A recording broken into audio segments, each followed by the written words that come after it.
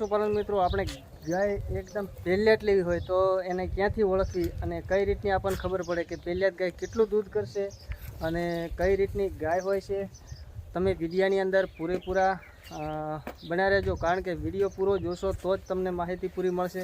એટલે વિડીયો પૂરો જોજો અને તમને પણ સંપૂર્ણ માહિતી મળી જાય કે પહેલેટ ગાયમાં કેટલું દૂધ હોય છે, કેટલી કિંમત હોય છે, કઈ ટાઈપની ગાય આપણે લેવી અને ક્યાંથી સાચી ઓળખાણ થાય છે ગાય કે આ દૂધમાં ક્ષમતા વધારે રાખે એટલે દૂધ તમને વધારે આપે અને વધારે લોંગ ટાઈમ આપે. એ ટાઈપની આપણે થોડીક માહિતી લઈને આવ્યા છે નાની એવી. એટલે તમે વિડીયાની અંદર પૂરો વિડીયો જોજો અને વિડીયાની અંદર મજા આવશે અને ક્યાંથી આપણે ઓળખાણ થાય છે કે આપણે પહેલેટ ગાય કઈ રીતની લેવી અને કઈ ટાઈપની લેવી છે અને કેવી ગાય રાખવાથી આપણને પણ ફાયદો વધારે થાય છે. અને પશુપાલક મિત્રો, જો અમારી ચેનલને હજી સુધી તમે સબસ્ક્રાઈબ ન કરી હોય તો કરી લેજો, કેમ કે અવનવા તમને વિડીયા મળતા રહેશે. તો પશુપાલન મિત્રો આપણે જોઈ શકે છે એની અડર ક્વોલિટી જે હોય છે એના ઉપરથી આપણે નક્કી થાય છે કે દૂધ એનું કેટલું હોય છે.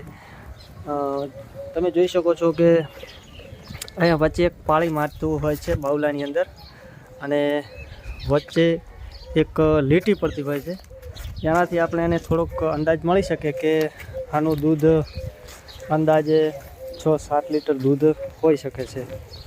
અને પહેલેટ ગાય છે એ તમે ઘણા મિત્ર પશુપાલક એવા હોય છે કે તેના દાંત ઉપરથી ખબર પાડતા હોય છે કે ભાઈ 4 દાંતથી છે કે 2 દાંતથી છે ગાય, નાનું બચ્ચું હોય તો. અને બીજી વસ્તુ જાણવા જેવી, પહેલેટ ગાયમાં આંછળ ઉપરથી હોય છે કે એના આંછળ હોય છે નાના હોય છે અને એકદમ એની જે આંછળની જે આગળનો ભાગ છે ને એ એકદમ તમને આની જેવો દેખાતો હોય. અને પશુપાલક મિત્રો તમને પણ દેખાતું છે આની અડર ક્વોલિટી કેવી છે. અને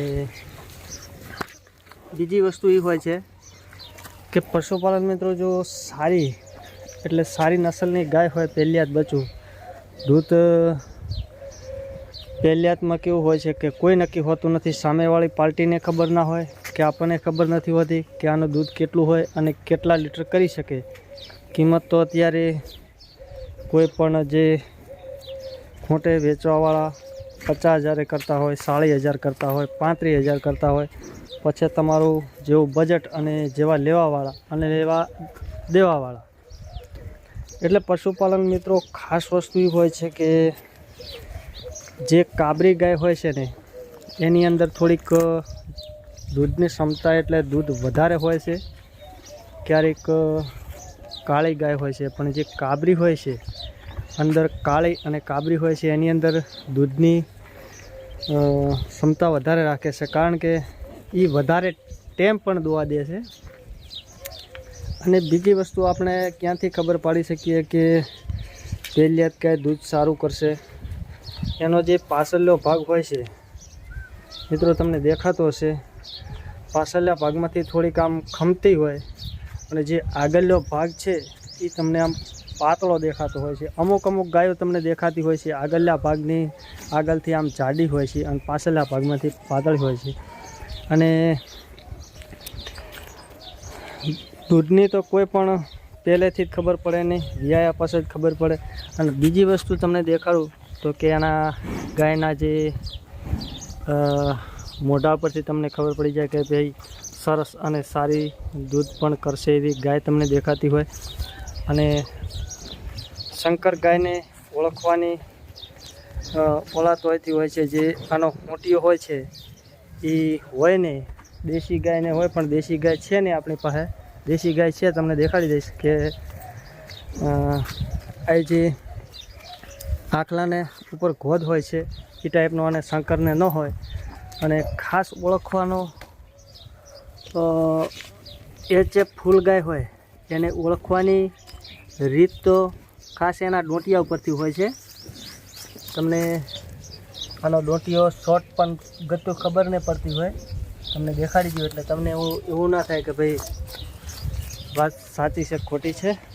જો પશુપાલક મિત્રો, અને આપણી પાસે આ ગાય તો 8 મહિના પહેલી 7 મહિના પહેલી લીધેલી છે અને દૂધમાં પણ સારી હતી ને આપણે પહેલેટ લીધેલી હતી વિયાયા વગર.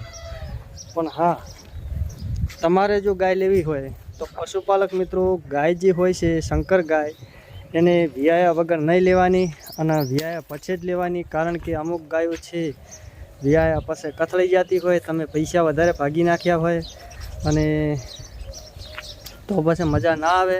કારણ કે તમારા પૈસા પડી જાય, ગાયને કાંઈ પણ થાય તો એટલે ગાય છે વિયાવા દઈને લેવાની.